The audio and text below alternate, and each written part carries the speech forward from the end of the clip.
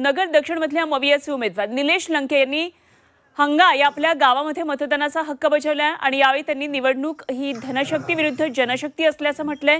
जनसामान्यांमुळे आपण कमीत कमी 2 लाख तरी मतांनी निवडून येऊच असा विश्वास त्यांनी व्यक्त केलाय। या निवडणुकीमध्ये अमाप असं पैशांचं वाटप झाल्याचं तसंच प्रशासनाचा दुरुपयोग करण्यात आल्याचा आरोप त्यांनी केलेला आहे। तर निलेश लंके यांच्याशी बातचीत केली आमचे प्रतिनिधी लैलेश बारगजे यांनी। सोबत निलेश लंके आहेत।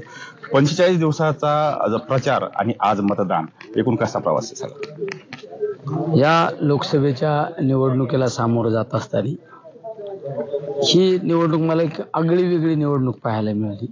मी अनेक निवडणुका स्वतः लढवल्या, अनेक निवडणुका म्हणजे नेतृत्वाची भूमिका केली, पण ह्या निवडणुकीचं चित्रच एक तर वेगळं होतं। मी ज्यावेळेस मतदारसंघामध्ये फिरलो त्यावेळी लोकांचा इतका उत्स्फूर्तपणे सहभाग मला पाहायला मिळाला।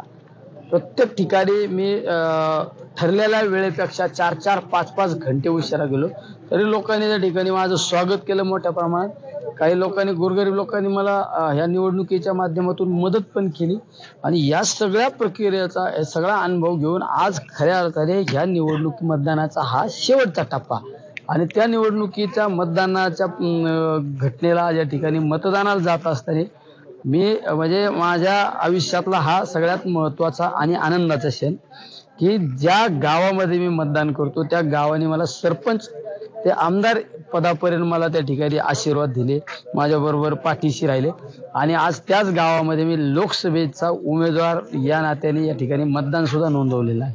आज मतदान होतंय, कसं, किती आत्मविश्वास आहे, कसं पाहताय? आत्मविश्वास नाही, मीच निवडून येणार आणि कमीत कमी 2 लाख मतांनी निवडून येणार। तर हे होते निलेश लंके ज्यांनी आता विश्वास व्यक्त केला आहे की कमीत कमी 2 लाख मतांनी मी निवडून येईन। लैलेश बारगजे, जी 24 तास, अहमदनगर।